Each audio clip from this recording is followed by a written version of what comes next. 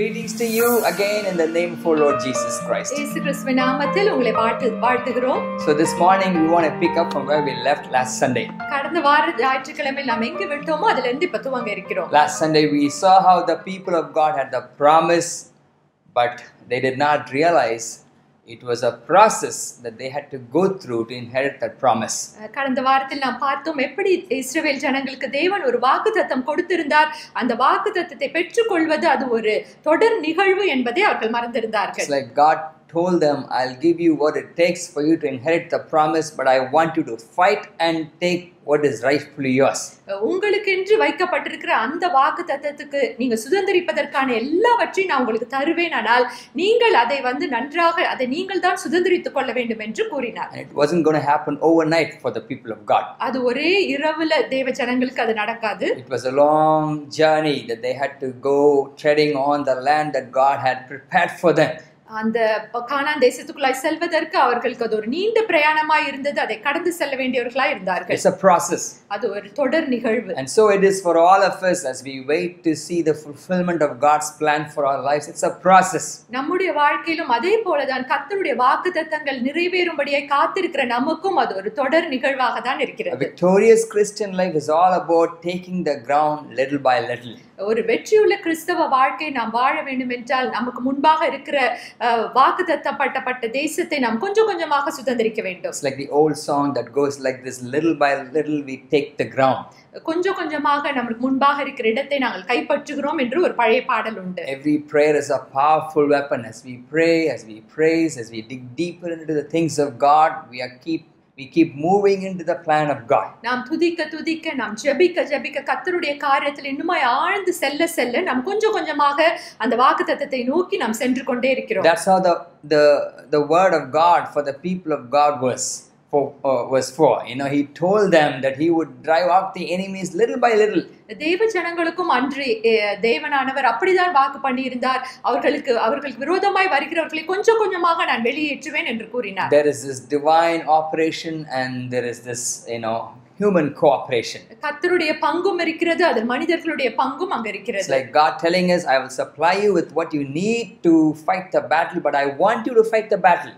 நான் உங்களுடைய யுத்தத்துக்கு வேண்டிய எல்லாவற்றையும் நான் உங்களுக்கு கொடுப்பேன், ஆனால் நீங்கள் தான் யுத்தம் செய்ய வேண்டும். He wants us to move courageously into the things that he has prepared already for us. நமக்கென்று தேவன் ஆயத்த பண்ணி வைத்திருக்கிற காரியங்களுக்குள்ள நாம் தைரியமாக செல்ல வேண்டும் என்று தேவன் விரும்புகிறார். It's like one step at a time. ஆனால் ஒவ்வொரு அடியாக நாம் எடுத்து வைத்து முன்னேற வேண்டும். But the problem with all of us is that we want to see all at once. ஆனால் நம்மளுடைய பிரச்சனை என்னவென்றால் எல்லாவற்றையும் ஒரே நேரத்தில் பார்க்க வேண்டும் என்று நினைக்கிறோம். We want to see the final, the fulfillment of the plan of God, all at once, all up front.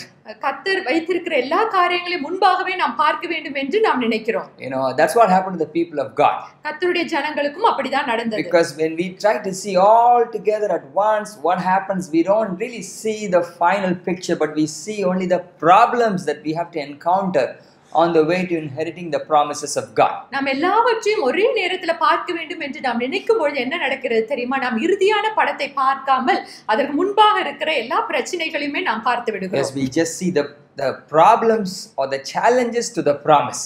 அந்த கர்த்தர் வைத்திருக்கிற வாக்குத்தத்தத்துக்கு முன்பாக இருக்கிற எல்லா பிரச்சனைகளையும் சவால்களையுமே நாம் பார்க்கிறோம். So this takes us a few books back in the Bible to the book of Numbers this morning. நாம் சில புத்தகங்கள் பின்பாக சென்று எண்ணாகமம் புத்தகத்துக்கு நேராய் செல்வோம். We want to see what happened to the people of God back in the book of Numbers when the Lord commanded Moses to send spies, about 12 spies to the promised land just to see how the land was. எண்ணாகமம் புத்தகத்திலே எப்படி அங்க வேவுக்காரர்களை தேவன் அந்த கானான் தேசத்தை சுற்றி பார்த்து அங்க எப்படி இருக்கிறது என்று பார்த்து வரும்படியாக சொல்லி அந்த காரியத்தை குறித்து நாம் இங்க பார்க்கிறோம். It happened about 38 years ago. இது 38 வருடங்களுக்கு முன்பாக நடந்தது. Now Joshua and this team, the whole community of Israel is by the border of the promised land, but this morning we want to go back 38 years when Moses sent those spies. யோசுவாவும் ஜனங்களும் இப்பொழுது கானான் தேசத்தை சுதந்திரிக்கிறதற்கு அதனுடைய எல்லை பகுதிக்குள்ளாய் வந்ததை நாம் கடந்த வாரத்திலும் பார்த்தோம். ஆனால் இப்பொழுது 38 வருடங்கள் பின்பாக சென்று மோசேயோடு இஸ்ரவேல் ஜனங்கள் இருக்கும் பொழுது நடந்த காரியத்தை பார்ப்போம். After giving them the word of God on Mount Sinai, God was now ready to kind of march the people of God onto a very important location. Sinai மலையிலே கர்த்தர் அந்த 10 கட்டளைகளை கொடுத்த பின்பாக தேவ ஜனங்களை ஒரு முக்கியமான இடத்துக்கு நேராக அழைத்து செல்ல அவர் காத்து கொண்டிருந்தார். An important monumental place. That place still exists in the land of Israel. It's called Kadesh Barnea.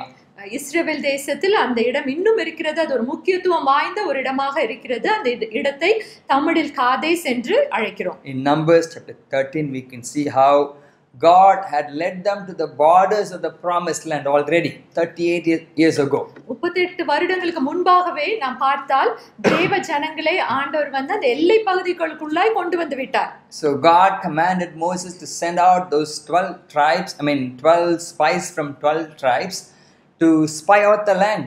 12 கோத்திரத்திலிருந்து 12 பேரை தேவன் தெரிந்தெடுக்க சொல்லி மோசேயை அவர்கள் வேவு பார்க்க செல்லும்படியா அந்த நகரத்துக்குள்ளாய் அவர் அனுப்பினார். So a leader from each tribe was chosen by Moses to go into the promised land and to just spy out the land. ஒவ்வொரு ட்ரைப்ல இருந்து ஒரு நபரை மோசே தெரிந்து கொண்டு அவர்கள் அந்த தேசத்தை வேவு பார்க்கும்படியாக அனுப்பினார். We know the story. What happened? Out of those 12 people, 10 people came back with some bad reports. நமக்கு அந்த கதை நன்றாக தெரியும். சென்ற 12 பேரில் 10 பேர் திரும்ப வந்து தவறான கருத்துக்களை கூறினார்கள். They kind of started frustrating the people of God with some negative, reports about the good land that God had and ready for them. அவர்கள் தேவ ஜனங்களை திகிலடைய பண்ணும்படியாக அந்த தேசத்தில் இருக்கிற நல்ல காரியங்களை சொல்லாமல் மற்ற காரியங்களை வந்து கூறினார்கள். Except Joshua and Caleb, all of those 10 people saw the land, saw the problems in the promised land, through eyes of fear. கர்த்தர் வாக்கு பண்ணின அந்த தேசத்துல இருக்கிற பிரச்சனைகளை மாத்திரமே பயத்தின் கண்களினாலே அந்த 10 பேரும் பார்த்து கொண்டிருந்தார்கள். But Joshua and Caleb saw those problems to be much less than who the God they were serving was. யோசுவாவும் காலேபும் அவர்களுக்கு முன்பாக இருந்த பிரச்சனைகளை தேவனுக்கு முன்பாக பார்க்கும் பொழுது இது எவ்வளவு சாதாரண காரியம் என்ற கண்ணோட்டத்தோடு அவர்கள் பார்த்தார்கள். Caleb and Joshua, God was bigger than the obstacles, but for those 10 people, the problems that they saw in the promised land was bigger than the God that they were worshipping. காலேபுக்கும் யோசுவாவுக்கும் அந்த பார்த்த பிரச்சனைகள் எல்லாம் பிரச்சனைகள் தேவனுக்கு முன்பாக ஒன்றுமே இல்லாமல் காணப்பட்டது. ஆனால் அந்த 10 பேருக்கும் அந்த பிரச்சனைகள் தான் தேவனை விட பெரிதாக காணப்பட்டது. So these 10 people started spreading evil rumors about the good land, the promised land that God had for them. கர்த்தர் அவர்களுக்கு வாக்கு பண்ணியிருந்த அந்த தேசத்தை குறித்து அவர்கள் தவறான காரியங்களை சொல்ல ஆரம்பித்தார்கள். Let's read from Numbers chapter 13 verse 32. என்னாகமம் 13:32 வசனத்தை வாசிப்போம். I think it comes in verse number 33 in Tamil Bible. I'm just reading that one portion where it says, so they spread this bad report about the land among the Israelites. இப்படி இஸ்ரவேல் புத்திரருக்குள்ளே தாங்கள் சுற்றி பார்த்து வந்த தேசத்தை குறித்து துர்ச்செய்தி பரம்பச் செய்தார்கள். That's the thing with the spirit of unbelief. அவிசுவாசத்தினால் வருகிற காரியம் இப்படிதான் இருக்கிறது. And that's the thing about the spirit of fear. பயத்தின் காரியமும் இப்படிதான் இருக்கிறது. It starts off from few people, but it begins to spread like cancer. ஒரு சில ஜனங்களால் அது துவங்க ஆரம்பிக்கிறது, ஆனால் அது ஒரு கேன்சரை போல எல்லாரிடமும் பரவுகிறது. It began to impact the whole community of Israel. About 6 lakh people, 600,000 people were influenced by the negative reports brought by these 10 men that they wanted to even return back to Egypt. அந்த 10 பேர் சொன்ன அந்த தவறான துர்ச்செய்திகளையே இங்க 6 லட்சம் ஜனங்களும் அதை கேள்விப்பட்டு அதை ஏற்றுக்கொண்டு அவர்கள் மீண்டுமா எகிப்துக்கே திரும்பி விடலாம் என்று கூட பேச துவங்கினார்கள். You read about that in Numbers chapter 14 verse 4. So they said to one another, let's select a leader and return to Egypt. என்னாகமம் 14:4 பின்பு அவர்கள் நாம் ஒரு தலைவனை ஏற்படுத்தி கொண்டு எகிப்துக்கு திரும்பி போவோம் வாருங்கள் என்று ஒருவரோடு ஒருவர் சொல்லிக் கொண்டார்கள். But in the following verses you will see how Moses and Aaron they begin to intercede for the people of God. அதுக்கு பின்பாக வருகிற வசனங்களை நீங்கள் பார்த்தீர்கள் என்றால் மோசேயும் ஆரோனும் எப்படி இந்த ஜனங்களுக்காக விண்ணப்பிக்க துவங்குகிறார்கள். For example, if you look at verses 5 and 19 of chapter number 14, you will see how Moses and Aaron they fall on their faces and they begin to intercede for the people. 14வது அதிகாரத்தில் 5வது 19வது வசனத்தை நாம் பார்த்தோம் என்றால் அங்கே மோசேயும் ஆரோனும் எப்படி அந்த கூட்டத்தாருக்கு முன்பாகவும் தேவனுக்கு முன்பாகவும் முகம் குப்புற விழுந்து அவர்கள் ஜெபித்ததை நாம் பார்க்கிறோம். Verse number 19 goes like this: Pardon the iniquity of this people, I pray, according to the greatness of your mercy, just as you have forgiven this people from Egypt, even until now. உமது கிருபையினுடைய மகத்துவத்தின் படியேயும் எகிப்தை விட்டது முதல் இந்நாள் வரைக்கும் இந்த ஜனங்களுக்கு மன்னித்து வந்ததின் படியேயும் இந்த ஜனங்களின் அக்கிரமத்தை மன்னித்தருளும் என்றான். Moses, like a father, was interceding for the people, for the rebellious people, and he's saying, Lord, you've always been forgiving them from the time they left the land of Egypt, even this time. Please forgive them.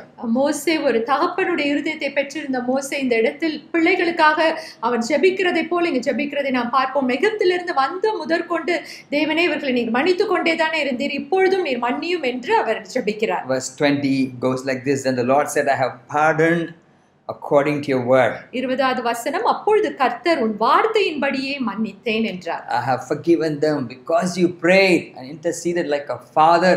I have pardoned their iniquities. நீ ஜெபித்தது நிமித்தமாக ஒரு தகப்பனை போல நீர் இவர்களுக்காக ஜெபித்ததற்காக நான் இவர்களை மன்னிக்கிறேன் என்று தேவன் கூறுகிறார். So God, who was about to destroy them, says, I will not destroy them because you prayed to me.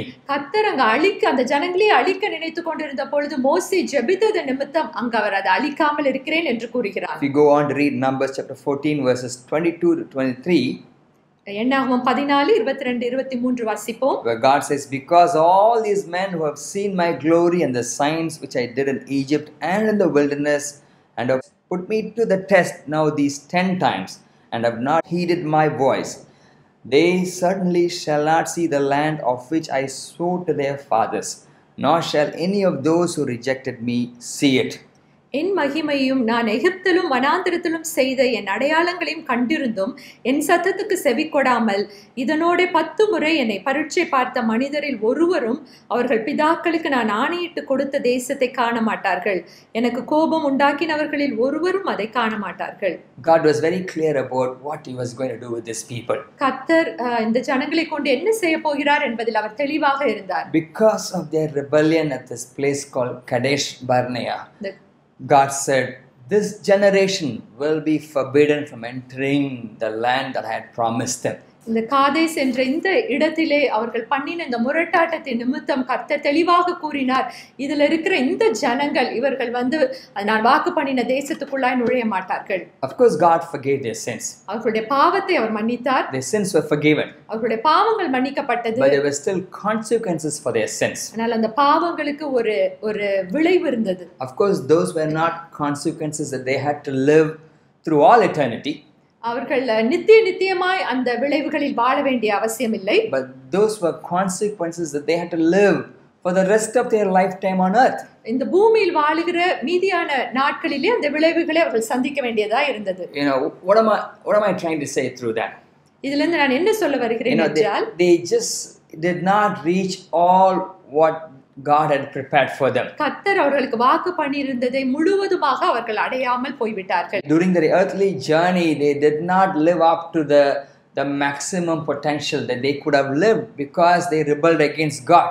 கர்த்தர் அவர்களுக்கு வைத்திருந்த அந்த முழு காரியத்தையும் அவர்கள் வாழ்ந்திருக்கலாம், ஆனால் கர்த்தருக்கு விரோதமாய் முரட்டாட்டம் பண்ணினதினால் அவர்கள் அதை பெற்றுக்கொள்ள முடியாமல் போய்விட்டது. I'm sure most of them would have died and gone to heaven, but then none of those people except Joshua and Caleb, who left the land of Egypt, could ever enter into the promised land.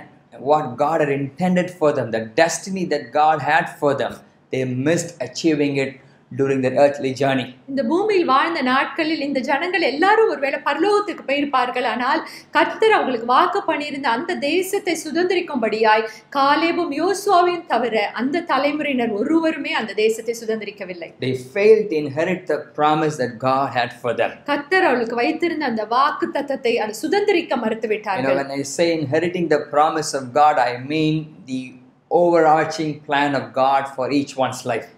அந்த வாக்குத்தத்தத்தை சுதந்திரிப்பது என்பது நான் கூறுவதன் மூலம் நான் எதை கூறுகிறேன் என்றால் கர்த்தர் நம்ம ஒவ்வொருத்தவங்களுக்கும் வைத்திருக்கிற அந்த முழு திட்டத்தையும் நான் கூறுகிறேன். It's God's overarching purpose for each one of our lives. நம்முடைய ஒவ்வொரு வாழ்க்கைக்கும் கர்த்தர் வைத்திருக்கிற அந்த மேலான திட்டங்கள். It's the destiny that God has prepared for us to walk into.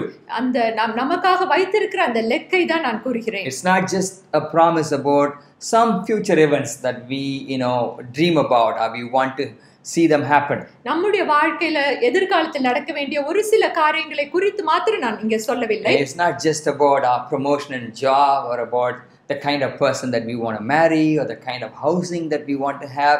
All those things are good. Maybe God would promise to us certain things in a certain way, but then when I say the promise of God, I don't really mean those little things that happen on the way to inheriting God's ultimate plan for our lives. நம்மளுடைய வேலையை குறித்தோ அல்லது திருமண காரியத்தை குறித்தோ அல்லது ஒரு வீடை குறித்தோ நாம் தேவனிடத்திலிருந்து பெற்றுக்கொள்கிற அந்த வாக்குத்தத்தத்தை மாத்திரம் நான் கூறவில்லை. கர்த்தர் நம்ம ஒவ்வொருவருக்கும் வைத்திருக்கிற அந்த இறுதியான நாம் சுதந்திரிக்கிற அந்த ஒரு பெரிய முழு திட்டத்தையும் குறித்து தான் இந்த இடத்துல வாக்குத்தத்தம் என்பதை குறித்து நான் கூறுகிறேன். Amen. It's God's ultimate purpose for our lives. கர்த்தர் நம்மளுக்கு வைத்திருக்கிற அந்த நித்தியமான அந்த திட்டம். So let's just come back to the story here. நாம் மீண்டுமாக இந்த கதைக்குள்ளாய் வருவோம். God knew his master plan for the people of God. கர்த்தருடைய ஜனங்களுக்கு தேவன் வைத்திருந்த அந்த பெரிய திட்டத்தை அவர் அறிந்திருந்தார். He had a bigger picture for them. அவர்களுக்கென்று ஒரு பெரிய படத்தை அவர் வைத்திருந்தார். He knew where they were headed to. அவர்கள் எங்கு செல்ல வேண்டும் என்பது அவருக்கு நன்றாக தெரியும். But the people of God missed inheriting the plan of God or the promise of God. ஆனால் தேவ ஜனங்களோ கர்த்தர் வைத்திருந்த அந்த வாக்குத்தத்தத்தை சுதந்திரிக்க மறுத்தார்கள். They missed walking in the perfect plan of God. கர்த்தர் வைத்திருந்த அந்த பரிபூர்ண திட்டத்தில் நடக்க மறுதலித்தார்கள். They just missed inheriting the best plan that God had for them. கர்த்தர் அவர்களுக்கு வைத்திருந்த அந்த சிறந்த திட்டத்தை சுதந்திரிக்க மறுத்துவிட்டார்கள். Of course God was still their God. அப்பொழுதும் தேவன் அவர்களுடைய தேவனாக தான் இருந்தார். For the next 38 years of their wandering in the wilderness, he was still their God, the God of their covenant. வனாந்தரத்திலே அவர்கள் சுற்றி திரிந்த அந்த அடுத்த 38 வருடங்களும் கர்த்தர் அவர்களோடு தான் இருந்தார், அவர்களுடைய தேவனாக தான் இருந்தார். His presence was still among them.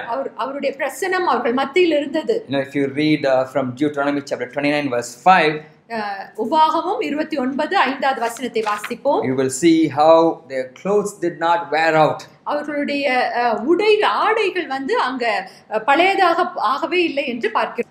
I have led you 40 years in the wilderness, your clothes have not worn out on you and your sandals have not worn out on your feet. கர்த்தராகிய நான் உங்கள் தேவன் என்று நீங்கள் அறிந்து கொள்ளும்படிக்கு நான் 40 வருஷம் உங்களை வனாந்தரத்தில் நடத்தினேன். உங்கள் மேலிருந்த வஸ்திரம் பழையதாய் போகவும் இல்லை, உங்கள் காலில் இருந்த பாதரட்சைகள் பழையதாய் போகவும் இல்லை. Can you imagine after walking through the desert for 40 years, the clothes that they were wearing did not wear out?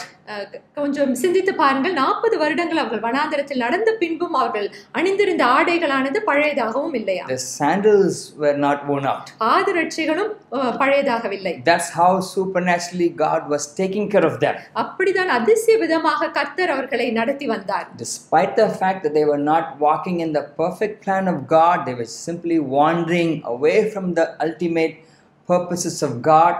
God was still their God, taking care of their needs.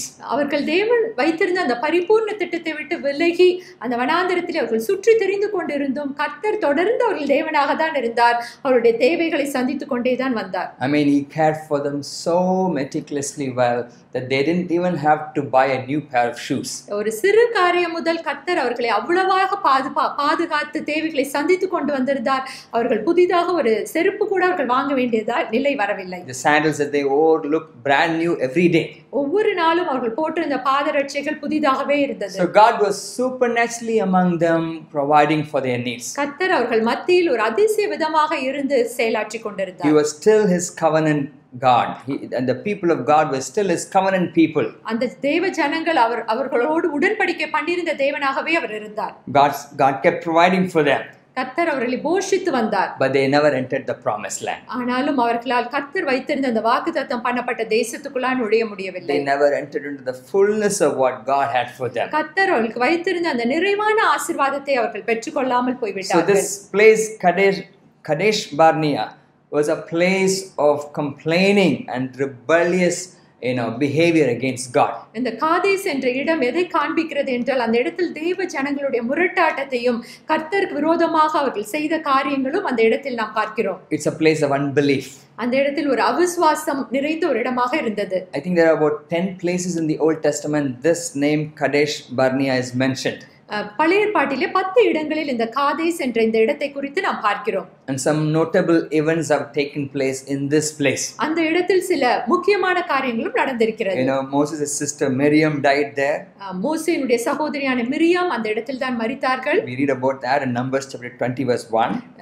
எண்ணாகமம் 20:1 அதை நாம் வாசிக்கிறோம். Again in the same chapter we read about Aaron dying there. Moses' brother Aaron died there. அதே அதிகாரத்தில் ஆரோனும் அதே காதேசிலே மரிக்கிறதை நாம் பார்க்கிறோம். And after 40 years of wandering, the people of God come right back to the same place again, the place Kadesh Barnea. 40 வருடங்கள் அவர்கள் அந்த வனாந்தரத்தில் அலைந்து திரிந்த பிறகு 40 வருடங்கள் கழித்தும் இஸ்ரவேல் ஜனங்கள் அதே மீண்டுமாக அந்த காதேஸ் என்ற இடத்திற்கே வந்து நிற்கிறார்கள். I mean the younger generation, all the under 20s, the teenage boys and girls, all the way down to little babies that left the land of Egypt 40 years ago, came back to the same place.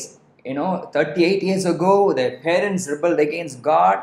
As a result, none of them could make it. But after 38 years, the younger generation came right back to the same place called Kadesh Barnea. அந்த 38 வருடங்களுக்கு முன்பாக அவர்களுடைய பெற்றோர்கள் எல்லாம் முரட்டாட்டம் பண்ணியிருந்தார்கள். ஆனால் 38 வருடங்களுக்கு பின்பாக பார்த்தீர்கள் என்று அந்த இளைய தலைமுறையினர் 20 வயதிற்கு கீழாக இருந்த இளம் பேபிஸ் வரைக்கும் இருக்கிற எல்லா அந்த அடுத்த தலைமுறையினர் வந்து அதே இடத்தில் வந்து நிற்கிறதை நாம் பார்க்கிறோம். Now they are in their 40s to 60s now. இப்பொழுது அவர்களுக்கு வயது ஒரு 40லிருந்து 60 வயது வரைக்கும் இருக்கும். The previous generation had already gone, fully wiped out except Joshua and Caleb. காலேபும் யோசுவாவையும் தவிர மற்ற எல்லாரும் அந்த முந்தைய தலைமுறையினர் அனைவரும் மரித்து விட்டார்கள். Because they had a different spirit. ஏனென்றால் அவர்களுக்குள்ள ஒரு வேறுபட்ட ஆவி இருந்தது. Because they saw the problems from a different standpoint, from the way God would look at them. ஏனென்றால் பிரச்சனைகளை அவர்கள் கர்த்தர் பார்க்கிற விதமாக அவர்கள் பார்க்கவில்லை. And Caleb is now about 80 years of age and they've come right back to the same place where the people of God rebelled against the word of God. Caleb மீண்டுமாக எந்த இடத்திலே தேவ ஜனங்கள் ஆண்டவரை மறுதலித்தார்களோ அதே இடத்திற்கு இப்பொழுது 80 வயதிலும் மீண்டுமாக அந்த இடத்தில் வந்து நின்றார். So we see this powerful message here, how rebellion and unbelief, in the word of God cause us to come back to the same point in life over and over again. கர்த்தருக்கு விரோதமான முரட்டாட்டமும் அவிசுவாசமும் மீண்டும் மீண்டுமாக நாம் எங்க இருந்தோமோ அதே பழைய நிலைக்கு நம்மளை கொண்டு வருகிறதை நாம் தெளிவாக பார்க்க முடிகிறது. Kadesh Barnea symbolizes our refusal to move forward in the things that God has for us. காதேஷ் என்பது எதை குறிக்கிறது என்றால் கர்த்தர் நமக்கென்று வைத்திருக்கிற அந்த திட்டங்களை நோக்கி முன்னேறி செல்லாத நிலையை காண்பிக்கிறது. As God's people, you and I maybe many times in the past have come through this place, Kadesh Barnea, in our spiritual journey, and we would have rebelled against the word of God. We would have missed believing in the word of God promptly. So those were moments when we were held back from moving forward into the things of God. கர்த்தருடைய பிள்ளைகளாகிய நீங்களும் நானும் கூட இதே போலதான் இந்த காதேஸ் என்ற இடத்தில் நடந்த அதே அனுபவத்துக்குள்ள நாமும் கடந்து வந்திருக்கிறோம். நம்முடைய ஆவிக்குரிய வாழ்க்கையில் நாம் செய்த முரட்டாட்டங்களை நிமித்தம் கர்த்தருடைய வார்த்தைக்கு விரோதமாக நாம் செய்த அந்த அவிசுவாசங்களும் நம்மை மீண்டுமாக அதே இடத்துக்கு ஆவிக்குரிய நிலையில வந்து நிறுத்தி இருக்கிறதை நாம் உணர்ந்திருக்கிறோம். So it's a place of stumbling, it's a place of complaining, it's a place of unbelief and murmuring against the ways of God. அது ஒரு இடறுகிற ஒரு இடமாக இருக்கிறது, அது முறுமுறுக்கிற ஒரு இடமாக இருக்கிறது, அவிசுவாசத்தின் ஸ்தலமாக காதேஷ் இருக்கிறது. So as I'm speaking to you this morning, I'm sure you are able to recognize those Kadesh Barnea moments in your own life. உங்களுடைய சொந்த வாழ்க்கையிலும் இந்த காதேஷ் என்ற அந்த நிலையை நீங்களும் பார்ப்பீர்கள் என்று நான் நம்புகிறேன். Maybe this morning, as God is reminding us of those moments when we fail to fully trust in God, maybe we want to look to God for His mercy and ask Him to give us the grace that this place would never be repeated in our life anymore. நம்மளுடைய வாழ்க்கையிலும் ஒருவேளை நாம அந்த ஒரு நிலையிலே நாம் இன்னும் இருந்து கொண்டிருப்போமானால் கர்த்தருடைய இரக்கத்தை நாம் தேவனிடத்தில் கேட்போம். ஆண்டவரே, இந்த இடத்துக்கு நான் மீண்டுமாய் நான் வரக்கூடாது என்று சொல்லி தேவனிடத்தில் அவருடைய இரக்கத்தையும் கிருபையும் நாம் நாடுவோம். So after 38 years of journeying in the wilderness, wandering away from the plan of God, now the younger generation stands right at the edge of the promised land, back to the same place called Kadesh Barnea. 38 வருடங்கள் அலைந்து திரிந்து அநேக காரியங்களை இழந்த பின்பாக அந்த இளைய தலைமுறையினர் மீண்டுமாக அந்த கானான் தேசத்தின் எல்லை பகுதிக்குள்ளாய் அந்த காதேஸ் என்ற இடத்தில் வந்து நிற்கிறார்கள். But we see another rebellion in this place again. அதே இடத்துல இங்க மீண்டுமாய் ஒரு முரட்டாட்டம் நடக்கிறதை நாம் பார்க்கிறோம். This time by the younger generation. ஆனால் இந்த இடத்திலோ இது ஒரு இளம் தலைமுறையினரால் நடத்தப்படுகிறது. What was the reason? Why was this rebellion for? இங்கே எதற்காக இந்த முரட்டாட்டம் நடத்தப்படுகிறது? No water. தண்ணி இல்லை. There was a complaining going on because they did not have water here. தண்ணி இல்லை என்பதை குறித்து அவர்கள் மீண்டுமாய் முறுமுறுக்க ஆரம்பித்தார்கள். Read the story in Numbers chapter 20 here. என்னாகும் 20வது அதிகாரத்தில் நாம் இதை குறித்து பார்க்கிறோம். Right after the death of Miriam, the people of Israel, the younger generation now, they begin to contend with Moses because there was no water for them to drink. Miriam இறந்த அந்த இடத்திலே தான் அந்த மோசேயினிடம் இந்த இளம் தலைமுறையினரும் தண்ணி இல்லை என்று சொல்லி முரட்டாட்டம் பண்ண துவங்குகிறார்கள். It's a similar kind of rebellion. இது ஒரு ஏற்கனவே நடந்த ஒரு முரட்டாட்டத்துக்கு ஒப்பானது. They come up with the same kind of complaints. அதே போன்ற ஒரு முறுமுறுப்பை இங்கே செய்கிறார்கள். They tell Moses, why did you ever bring us out of Egypt? எகிப்திலிருந்து எங்களை ஏன் கொண்டு வந்தீர் என்று சொல்லி கேட்க ஆரம்பித்தார்கள். They use the same words like what the parents used. அவங்க பெற்றோர் பயன்படுத்தின அதே வார்த்தைகளை இங்கு அடுத்த தலைமுறையினரும் பயன்படுத்துகிறதை பார்க்கிறோம். You see how parents have such power in influencing their children even negatively. பெற்றோரால் எப்படி பிள்ளைகளை வந்து தவறான முறையிலும் பிள்ளைகளை இன்ஃப்ளூயன்ஸ் பண்ண முடியும் என்று சொல்லி இதில் நாம் பார்க்கிறோம். Someone said like this, more is caught than taught. அநேக காரியங்கள் நாம் போதிக்கிறது நிமித்தம் இல்ல, ஆனால் அவர்கள் எதை பார்க்கிறார்களோ அதிலிருந்து பிள்ளைகள் கற்றுக்கொள்கிறார்கள் என்று கூறப்பட்டுள்ளது. Children learn best by observing, by watching. பிள்ளைகள் அநேக காரியங்களை நம்மை பார்ப்பதன் மூலமாக கற்றுக்கொள்கிறார்கள். So this Kadesh Barnea was again a place of rebellion in the journey of Israelites. இஸ்ரவேல் ஜனங்களுடைய பிரயாணத்திலே அதே காதேஸ் என்ற இடத்தில் மீண்டுமாய் முரட்டாட்டம் செய்தார்கள். But sadly in this place even Moses failed to glorify God. ஆனால் இந்த இடத்தில் நடந்த இன்னொரு பரிதாபமான காரியம் என்னவென்றால் மோசேயும் கர்த்தரை மகிமைப்படுத்தாமல் போய்விட்டார். When the Lord actually asked Moses to speak to the rock, we know what he did. He began to beat the rock. மோசேயிடம் கர்த்தர் அந்த கன்மலையை நோக்கி நீ பேசி என்று சொல்லும் பொழுது மோசே அந்த இடத்தில் அடித்து விடுகிறதை நாம் பார்க்கிறோம். God told him, you just speak to the rock and then the water would flow and people would be quenched of their thirst. நீ அந்த கன்மலையை நோக்கி பார்த்து பேசு, அப்பொழுது அங்கிருந்து தண்ணீர் வரும், ஜனங்கள் எல்லாரும் அதனால் திருப்தி அடைவார்கள் என்று கூறியிருந்தார். But sadly Moses' anger towards people because of their rebellion and unbelief kind of influenced his obedience towards the maker, towards the creator. அந்த அங்கிருந்த ஜனங்களுடைய முரட்டாட்டத்தை நிமித்தமாகவும் அவர்களுடைய அவிசுவாசத்தை நிமித்தமாய் அதை பார்த்து கோபம் அடைந்த மோசே அந்த கோபத்தை தன்னை படைத்த தேவனிடமாக அவர் திருப்பினார். Instead of speaking to the rock, Moses struck the rock. அந்த கன்மலை இடத்தில் பேசுவதை விட்டுவிட்டு மோசே அந்த இடத்தில் அடிக்கிறதை நாம் பார்க்கிறோம். In fact, he strikes it twice like before. முன்பு போலவே அவர் 2 முறை அந்த கன்மலை அடித்தார். In anger. கோபத்தினால். We read about that in Numbers chapter 20 verse 11, how with the rod in his hand Moses strikes the rock twice. 20வது அதிகாரம் 11வது வசனத்தில் நாம் பார்க்கிறோம் எப்படி மோசே தன்னுடைய கோலை பயன்படுத்தி 2 முறை அந்த மலையை அடிக்கிறார் என்று. Although he clearly heard from God that he was to only speak to the rock, he just took God for granted by repeating what he did 38 years ago. கர்த்தரிடத்திலிருந்து தெளிவாக மோசே கேட்டிருந்தும் அந்த மலையினிடத்தில் நீ பேசு என்று கர்த்தர் கொடுத்த கட்டளையை நன்றாக அறிந்திருந்தும் 38 வருடங்களுக்கு முன்பாக மோசே எதை செய்தானோ அதே காரியத்தை மீண்டுமாக இந்த முறையும் அவன் செய்தான். So this place Kadesh Barnea has numerous messages for us. இந்த காதேஸ் என்ற இடம் நம்மளுக்கு அநேக கருத்துக்களை நம்மளுக்கு காண்பிக்கிறது. I'm sure it can remind us of many such moments in our own lives. நம்மளுடைய வாழ்க்கையிலும் நடைபெற்றிருக்கிற அநேக காரியங்களை இது ஞாபகப்படுத்தும். And one strong message that this place communicates is that God would never want us to take him for granted. கர்த்தர் நாம் ஒரு நாளும் கர்த்தரை நாம் லேசாக எடுத்துக்கொள்ளவே கூடாது. God would hate us limiting him. கர்த்தரை மட்டுப்படுத்துவதை கர்த்தர் விரும்பவே மாட்டார். God can never be limited. கர்த்தரை நாம் மட்டுப்படுத்தவே முடியாது. His ways can never be limited. அவருடைய வழிகளை நாம் மட்டுப்படுத்த கூடாது. We can never put God in a box. அவரை நாம் ஒரு பெட்டிக்குள்ளாக போட்டு விட கூடாது. One of the ugliest sins of the people of Israel in the Bible was that they limited the Holy One of Israel. இஸ்ரவேலின் பரிசுத்த தேவனை அவர்கள் மீண்டுமாக அவர்கள் மட்டுப்படுத்தி கொண்டே இருந்தார்கள். We read about that in Psalm chapter 78 verses 40 through 41. அதை நாம் சங்கீதம் 78 40 இருந்து 41 வரைக்கும் பார்க்கிறோம். How often they provoked him in the wilderness and grieved him in the desert. Yes, again and again they tempted God and limited the Holy One of Israel. எத்தனை தரமோ வனாந்திரத்திலே அவருக்கு கோபமூட்டி அவாந்திர வெளியிலே அவரை விசனப்படுத்தினார்கள். அவர்கள் திரும்பி தேவனை பரீட்சை பார்த்து இஸ்ரவேலின் பரிசுத்தரை மட்டுப்படுத்தினார்கள். You know, God chooses to work differently at different times.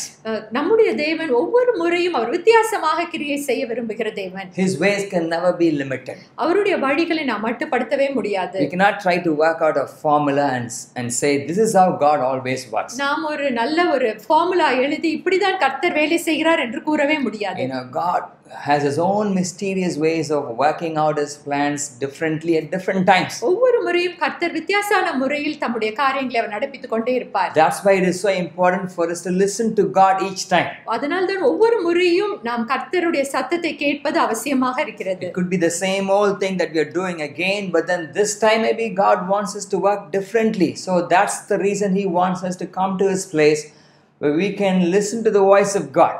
ஒவ்வொரு முறையும் நாம் அதே காரியத்தை நாம் மீண்டுமாக செய்கிறவர்களாக இருப்போம். ஆனாலும் ஒவ்வொரு முறையும் கர்த்தர் வித்தியாசமாக காரியங்களை செய்ய விரும்புகிற தேவனாய் இருக்கிறார். There are times in our life where we feel very restricted and limited.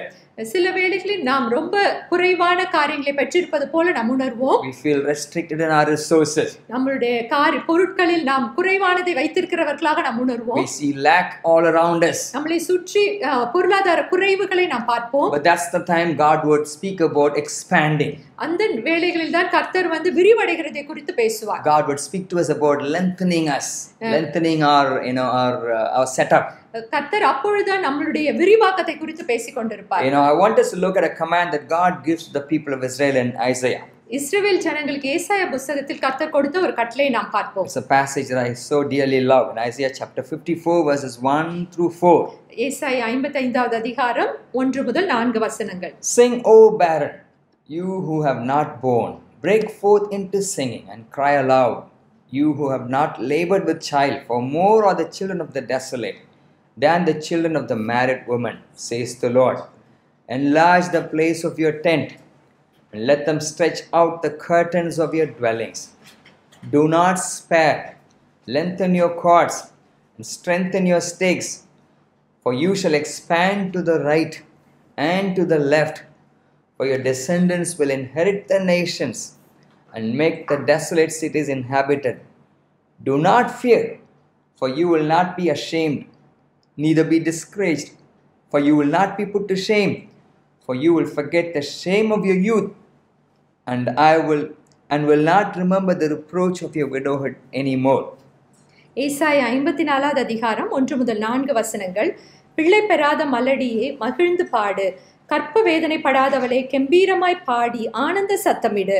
வாழ்க்கைப்பட்டவளுடைய பிள்ளைகளை பார்க்கிலும் அநாதி ஸ்ரீயினுடைய பிள்ளைகள் அதிகம் என்று கர்த்தர் சொல்கிறார்.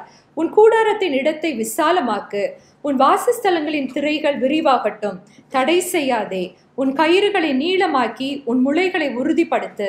நீ வலதுபுறத்திலும் இடதுபுறத்திலும் இடம் கொண்டு பெருகுவாய். உன் சந்ததியார் ஜாதிகளை சுதந்திரித்துக் கொண்டு பாழாய் கிடந்த பட்டணங்களை குடியேற்றுவிப்பார்கள். Verse 1 sounds a bit odd and cruel. ஒன்றாவது வசனம் கொஞ்சம் வித்தியாசமாக ரொம்ப கடினமாக காட்சியளிக்கிறது. Because God is asking someone to sing. கர்த்தர் இந்த இடத்திலே ஒருவரை பாட சொல்கிறார். Sing aloud. சத்தமிட்டு பாடு. And who is that person here? அந்த நபர் யார்? Who is that someone? அது யார்? Is it a blessed and a fruitful woman? அது ஒரு ஆசீர்வதிக்கப்பட்ட பிள்ளைகள் நிறைந்த ஒரு சகோதரியா? No, a barren woman. மலடியா இருக்கிற ஒரு ஸ்திரீ. A woman who is ready to cry and lament. அழுது புலம்புகிற ஒரு ஸ்திரீ. He says, sing, O barren. பிள்ளை பெறாத மலடியே மகிழ்ந்து பாடு. You who have not borne, break forth into singing, cry aloud. கற்ப வேதனைப்படாதவளே கம்பீரமாய் பாடி ஆனந்த சத்தமிடு. He wants her to shout aloud. சத்தமிட்டு பாடும்படியாக கூறுகிறார். break forth into singing. உரத்த சத்தமிட்டு பாடு. Why would God ask that barren woman to sing in joy and break forth into singing? ஏன் இங்கு பிள்ளை பெறாத ஒரு ஸ்திரியை நோக்கி கர்த்தர் மகிழ்ந்து களி கூறும்படியாக கூறுவார்? The answer is in the verse itself, in the same verse itself. அந்த வசனத்திலே நாம் பதிலையும் நாம் பார்க்கிறோம். The second portion says, for more are the children of the desolate than the children of the married woman, says the Lord. வாழ்க்கைப்பட்டவனுடைய பிள்ளைகளை பார்க்கிலும் அநாத ஸ்திரீயினுடைய பிள்ளைகள் அதிகம் என்று கர்த்தர் சொல்கிறார். When you have no child, God says, I want you to sing like your house is filled with children. உங்களுக்கு பிள்ளை இல்லாத ஒரு சூழ்நிலை நீங்க காணப்பட்டீர்கள் என்றால் உங்கள் வீடு முழுவதும் பிள்ளைகள் இருப்பதை போல நினைத்து பாடுங்கள் என்று கூறுகிறார். When there is lack in your life, God says, I want you to sing as though your barns are full, your storehouses are full. உங்களுடைய வீட்டில் ஒருவேளை குறைவுகள் இருக்கும் பொழுது உங்கள் வீடு முழுவதும் எல்லாம் நிறைவா இருப்பது போல நீங்கள் நினைத்து பாடுங்கள் என்று தேவன் கூறுகிறார். When you feel like you're going through a wilderness, God says, sing as though you are surrounded by pools of water. ஒரு வனாந்திரமான வாழ்க்கை வழியாக நீங்கள் கடந்து செல்லும் பொழுது உங்களை சுற்றி நல்ல நீரூற்றை பார்ப்பது போல நினைத்து பாடுங்கள் என்று கூறுகிறார். In times of sickness and pain, God says, I want you to sing as though you are hale and healthy and you are enjoying perfect health in your body, and break forth into singing. சுகவீனத்தோடு பலவீனத்தோடு இருக்கின்ற வேளையிலே நல்ல சுகத்தோடு பலத்தோடு இருக்கும் பொழுது எப்படி நாம் பாடுவோம் அது போல பாடி மகிழுங்கள் என்று தேவன் கூறுகிறார். That's Christian faith. அதுதான் கிறிஸ்தவ விசுவாசம். James says, count it all joy when you fall into various trials. யாக்கோபு புத்தகத்திலே நாம் பார்க்கிறோம் அநேக உபத்திரவங்களுக்குள்ளாய் நாம் கடந்து செல்லும் பொழுது அதில் களி கூறுங்கள் என்று கூறுகிறார். How can we count it all joy when we go through different forms of trials and tribulations in life? அது நாம் எப்படி செய்ய முடியும்? அநேக உபத்திரவங்களின் பாதையில நாம் கடந்து செல்லும் பொழுது அதை எப்படி நாம் சந்தோஷமாக ஏற்றுக்கொள்வது? That's the kingdom of God that we are part of. அதுதான் நாம் இருக்கிற இந்த ஒரு ராஜ்யம். It's an upside down kingdom. நம்முடைய ராஜ்யம் எல்லாம் தலைகீழாக தான் இருக்கும். We do things differently. நாம் எல்லாவற்றையும் வேறு மாதிரி செய்கிறோம். At a time when we have every reason to complain and cry aloud, God says, I want to sing aloud, break forth into singing because I am bringing blessings in your future. எப்பொழுது நமக்கு எல்லாமே குறைவாக இருந்து நாம் அழுது புலம்ப வேண்டிய சூழ்நிலையும் அந்த நேரத்தில் கர்த்தர் சொல்லுகிறார், நீங்கள் நன்றாக உரத்த சத்தமிட்டு மகிழ்ந்து பாடுங்கள், ஏனென்றால் நான் உங்களுக்கு ஆசீர்வாதங்களை கொண்டு வந்திருக்கிறேன். If you look at verse number 2, you will see a set of imperatives. There are non-negotiable commands. இரண்டாவது வசனத்திலே நாம் சில கட்டளைகளை நாம் பார்க்கிறோம். Verse number 2. Enlarge the place of your tent and let them stretch out the curtains of your dwellings. Do not spare, lengthen your cords and strengthen your stakes. உன் கூடாரத்தின் இடத்தை விசாலமாக்க, உன் வாசஸ்தலங்களின் திரைகள் விரிவாகட்டும், தடை செய்யாதே, உன் கயிறுகளை நீளமாக்கி உன் முளைகளை உறுதிப்படுத்து. During seasons of famine, God is kind of asking his people to build storehouses. ஒரு பஞ்சமான காலத்திலே கர்த்தர் தேவனுடைய ஜனங்களை களஞ்சியங்கள் கட்டும்படியாய் சொல்லுகிறார். Look at the specific commands in this verse. இந்த இடத்தில் அவர் கொடுத்த குறிப்பிடப்பட்டுள்ள கட்டளைகளை பார்ப்போம். Enlarge, விசாலமாக்க, stretch out, திரைகளை விரிவாகட்டும், lengthen, நீளமாக்கி, strengthen, உன் முளைகளை உறுதிப்படுத்து. Do it all by faith because I'm going to bring an expansion into your life. எல்லாவற்றையும் விசுவாசத்தினாலே செய், ஏனென்றால் உன்னுடைய வாழ்க்கையில் நான் ஒரு விசாலத்தை கொண்டு வர இருக்கிறேன். It's like Noah seeing the rain that had never happened on the face of the earth and obeying the word of God and building the ark. Some commentaries say that Noah would have taken about 120 years in building that ark that God commanded him to build at a time when he had never seen rain on the earth. இது எதை காண்பிக்கிறது என்றால் நோவாவின் நாட்களில் நடந்தது போல மழை என்பதை கேள்விப்படாமல் பார்க்காதிருந்த அந்த நாட்களில் தேவன் ஒரு பேழையை செய் என்று நோவாவுக்கு கட்டளையிட்டவுடன் நோவா அந்த பேழையை கீழ்ப்படிந்து செய்ததை நாம் பார்க்கிறோம். சிலர் கூறுகிறார்கள் அந்த பேழையை செய்வதற்கு நோவாவுக்கு ஒரு 120 வருடங்கள் எடுத்திருக்கும் என்று. No wonder why the Bible says he walked with God and he was a righteous man. அதனால்தான் வேதாகமத்தில் நாம் பார்க்கிறோம் நோவா கர்த்தரோடு நடந்தான், அவன் ஒரு நீதிமானாய் இருந்தான். We can only imagine the kind of discouragements he would have gone through all those 120 years when he was building the ark, just in obeying the command. கர்த்தர் கொடுத்த அந்த கட்டளையை கீழ்ப்படிந்து அவன் 120 வருடங்களாய் அந்த பேழையை செய்யும் பொழுது அவனுக்கு வந்திருந்த சோர்வுகள் எல்லாவற்றையும் நமக்கு தெரிந்திருக்கும். He would have easily given up. அது ஈஸியாக அவன் விட்டிருந்திருக்கலாம். But he obeyed the word of God and moved in holy fear and kept building the ark for 120 years. Just to see the fulfillment of God's promise. ஆனால் அவன் அப்படியே கர்த்தருடைய கட்டளைக்கு கீழ்ப்படிந்து கர்த்தருடைய வாக்குத்தத்தத்தை சுதந்திரிக்கும்படியாய் கர்த்தர் கொடுத்த ஒவ்வொரு காரியத்தையும் அப்படியே கீழ்ப்படிந்து அந்த படகை செய்ததை நாம் பார்க்கிறோம். So in this verse there's a reason why God was asking the people of God to lengthen and strengthen and stretch out. இந்த இடத்தில் நாம் கர்த்தர் ஏதோ ஒரு நோக்கத்தை வைத்திருந்தால் இந்த ஜனங்களை விரிவாக்க காரியங்களை செய்ய சொல்லும் பொழுது கர்த்தர் அதில் ஒரு பெரிய திட்டத்தை வைத்திருந்தார். The reason again is found in the same chapter. The same verse. அதே வசனத்திலே நாம் அதனுடைய பதிலை பார்க்கிறோம். You shall expand to the right and to the left and your descendants will inherit the nations and make the desolate cities inhabited. நீ வலதுபுறத்திலும் இடதுபுறத்திலும் இடம் கொண்டு பெருகுவாய். உன் சந்ததியார் ஜாதிகளை சுதந்தரித்துக் கொண்டு பாழாய் கிடந்த பட்டணங்களை குடியேற்றுவிப்பார்கள். At a time when you feel so restricted, so limited on your resources, God is saying you will expand.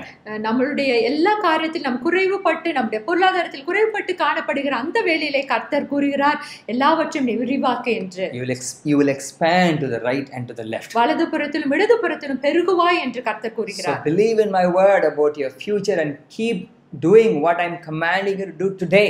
கர்த்தர் உங்களுக்கு கொடுத்திருக்கிற இந்த வாக்குத்தத்த வார்த்தைகளை நாம் அப்படியே பற்றிக்கொண்டு இந்த நாளில் நமக்கு செய்ய சொல்லுகிற காரியத்தை நாம் அப்படியே கீழ்ப்படிந்து செய்வோம். If you look at the circumstances that surround us today, we may not have any evidence for the fulfillment of God's promise. கர்த்தருடைய வாக்குத்தத்தம் நிறைவேறுவதற்காக நம்மை சுற்றி இருக்கிற சூழ்நிலைகள் நாம் பார்க்கும் பொழுது நிச்சயமாக ஒன்றுமே இருக்காது. When we look around, we are only distressed and depressed. நம்மை சுற்றி இருக்கிற காரியங்களை நாம் பார்க்கும் பொழுது நாம் சோர்ந்து போய் கலங்கி விடுகிறோம். But God is saying you will expand to the right and to the left. ஆனாலும் கர்த்தர் நம்மை பார்த்து சொல்கிறார் நீ வலதுபுறத்திலும் இடதுபுறத்திலும் பெருகுவாய். So don't be limited by what you see in the natural. இயற்கையாக இருக்கிற காரியத்தை பார்த்து சோர்ந்து போகாதீர்கள். Move in obedience to my word. கர்த்தருடைய வார்த்தைக்கு கீழ்ப்படிந்து முன்னேறுங்கள். Because I am commanding expansion to come forth into your life. நம்முடைய வாழ்க்கையில் ஒரு பெருக்கத்தை கர்த்தர் கட்டளையிடும்படியாய் காத்திருக்கிறார். It's like during this lockdown, God is asking us to expand the borders of our church. He's like, asking the church to be built bigger. Hoping that more people are going to come into our church. இந்த மாதிரியான ஒரு நாட்களில் இந்த lockdown பீரியட்ல கர்த்தர் நம்மளை பார்த்து சபையை விரிவாக கட்டி இன்னும் அநேக ஜனங்கள் உள்ளே வந்து அமரத்தக்கதான ஒரு இடத்தை நீ பார் என்று சொல்வதை போல இருக்கிறது. He wants us to, through our eyes of faith, see more people coming into our church. நம் விசுவாச கண்களினால் நம்முடைய சபைகளுக்குள்ள அநேக ஜனங்கள் வருகிறதை நாம் பார்க்க வேண்டும். So spiritually, God wants the borders of our churches to be expanded in times like this when we don't even see the churches, the buildings of our churches, unopened. நம்மளுடைய சபைகளின் பில்டிங் எல்லாம் இப்ப திறக்கப்படாமல் இருக்கிற இந்த நாட்களில் கர்த்தர் நம்முடைய விசுவாச கண்களோடு எல்லாவற்றையும் விரிவாக்கும்படியாய் அநேக ஜனங்கள் அந்த அமரத்தக்கதாய் இடத்தை நாம் பெருகும்படியாய் தேவன் விரும்புகிறார். He says lengthen and stretch out the curtains. விசாலமாக்கு விரிவாக்கு நீளமாக்கு என்று கர்த்தர் கூறுகிறார். Quit thinking small, think big. சிறிதாக யோசிப்பதை நிறுத்தி விடுங்கள், பெரிதாக நினையுங்கள். Be prepared to accommodate more people that would come into the church in the days to come. வருகிற நாட்களில் அநேக ஜனங்கள் நம்முடைய ஆலயத்திற்குள்ளாய் வரும்படியாக சிந்தியுங்கள். I believe there's going to be a revival happening. That's already happening among the people of God. But once the church opens, I believe more people from the Gentile world would come into the church. இப்பொழுது நம்முடைய சபை மக்கள் மத்தியிலே அநேக எழுப்புதல்கள் துவங்கிவிட்டது. இன்னுமாய் வருகிற நாட்களில் மற்றவர்களும் ஆண்டவரை அறியாத பிள்ளைகளும் நம்முடைய சபைக்குள்ளாக வந்து கர்த்தரை ருசி பார்ப்பார்கள் என்று விசுவாசிக்கிறேன். So it's time to listen to the word of God, listen out to the word of God, listen to the voice of God and do exactly what he says. கர்த்தருடைய வார்த்தைக்கு காத்திருந்து அவர் பேசுகிற காரியம் என்னவென்று நாம் நன்றாக கவனித்து அதை கீழ்ப்படிந்து செய்கிற நாட்களில் நாம் வாழ்ந்து கொண்டிருக்கிறோம். Because listening to God will give us supernatural results. கர்த்தருடைய சத்தத்துக்கு நாம் கீழ்ப்படிந்து செய்யும் பொழுது அது நல்ல விளைவுகளை நமக்கு கொடுக்கும். The people of God sadly did not have the faith to listen to God because of what they saw in the wilderness. கர்த்தருடைய ஜனங்களுக்கோ கர்த்தர் சொல்லுகிற காரியத்தை அவர்கள் கேட்க மறுதலித்தார்கள். ஏனென்றால் அவர்கள் இயற்கைக்கு சாதாரண காரியங்களே இயற்கையில் பார்த்து கொண்டிருந்தார்கள். They failed to see the life that God was showing them through their eyes of faith, through their spiritual lives. அவருடைய விசுவாச கண்களினால் ஆவிக்குரிய கண்களினால் கர்த்தர் அவர்களுக்கு வைத்திருக்கிற நன்மையான காரியங்களை காண மறுத்தார்கள். God was showing them life in the wilderness. தேவன் அந்த வனாந்திரத்திலே ஜீவனை காண்பித்துக் கொண்டே இருந்தார். But they kept seeing death. ஆனாலும் அவர்கள் மரணத்தையே பார்த்து கொண்டிருந்தார்கள். That's why they wanted to go back. அதனால தான் அவர்கள் எகிப்துக்கு திரும்பி செல்ல விரும்பினார்கள். That's why they stopped and they refused to move forward. அதனால தான் அவர்கள் ஒவ்வொரு இடமாக நின்று முன்னேறி செல்வதற்கு தயங்கினார்கள். That's why they kept rebelling against God and kept limiting the ways of God. அதனால தான் கர்த்தருக்கு விரோதமாக முரட்டாட்டம் பண்ணி கர்த்தரை மட்டுப்படுத்திக் கொண்டே இருந்தார்கள். So God wants us to take lessons from what they did and today he wants us to listen to him and move forward in the things that he has prepared for us. அந்த தேவ ஜனங்கள் செய்த காரியங்களை காரியங்களிலிருந்து நாம் நம்முடைய அநேக பாடங்களை கற்றுக்கொண்டு தொடர்ந்து நாம் முன்னேறி செல்ல வேண்டும் என்று தேவன் விரும்புகிறார். Before we do anything, He wants us to listen to Him.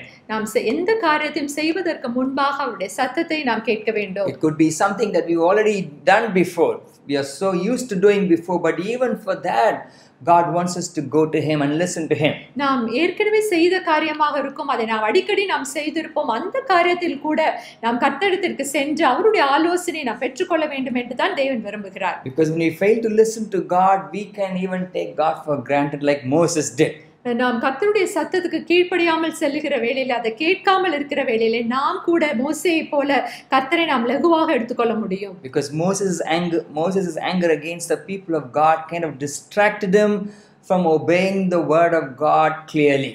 கர்த்தருடைய ஜனங்கள் செய்த முரட்டாட்டத்தை கவனித்த மோசே அந்த கோபத்தை நிமித்தம் அது கர்த்தருடைய வார்த்தைக்கு கீழ்ப்படியாமல் அவன் போகும்படியாக அதை திசை திருப்பியது. He heard the voice of God, but he didn't hear it properly. கர்த்தருடைய வார்த்தையை அவன் நன்றாக கேட்டான், ஆனால் அதை தெளிவாக அதை அவன் நடைமுறைப்படுத்தவில்லை. He did not fulfill the instructions that God gave him. கர்த்தர் கொடுத்த கட்டளைகளை அவன் செய்யவில்லை. Instead of speaking to the rock, he just struck the rock like he was used to doing it before. அவன் அந்த கன்மலையை நோக்கி பேச தேவன் சொன்னார், ஆனாலோ அதே கோபத்திலே அவன் அடித்ததை நாம் பார்க்கிறோம். But it was out of anger. அது கோபத்தினால் நடந்த ஒரு காரியம். I believe it was his anger not just against the people but also against God. அது ஜனங்களுக்கு விரோதமா இருந்த கோபம் மாத்திரம் இல்ல, கர்த்தருக்கு விரோதமாகவும் அவனுக்கு ஒரு கோபம் இருந்தது. That's why he hit the rock. அதனால தான் அதை அவன் அடித்தான். How often we do the same. எத்தனை முறை அதே போல செய்கிறோம். To vent out our anger, sometimes we hit things, we hit children, we hit people, because that's ultimately actually the anger that we want to show against God. நாம் எத்தனை முறை நம்முடைய மற்றவர்கள் மேல் இருக்கிற கோபத்தை காண்பிக்க நம்மளை நாம் அடித்துக் கொள்கிறோம், அல்ல சில பொருட்களை மேல் அடிக்கிறோம், அல்லது பிள்ளைகளை நாம் அடிக்கிறோம்.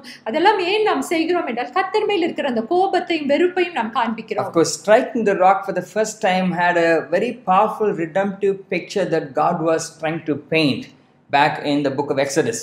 யாத்ராகம புத்தகத்திலே முதல் முறையாக மோசே அந்த கன்மலையை அடிக்கின்ற ஒரு காரியம் எதை குறிப்பிடுகிறது என்றால் நம்முடைய புதிய ஏற்பாடில் அந்த ரட்சிப்பின் அனுபவத்தை அது காண்பிக்கிறது. God willing, next week we will look at it in detail, but today we don't have the time for that. அதை நாம் அடுத்த வாரம் நாம் நன்றாக பார்ப்போம். But we know Moses, instead of speaking to the rock, he struck the rock, but still water began to flow.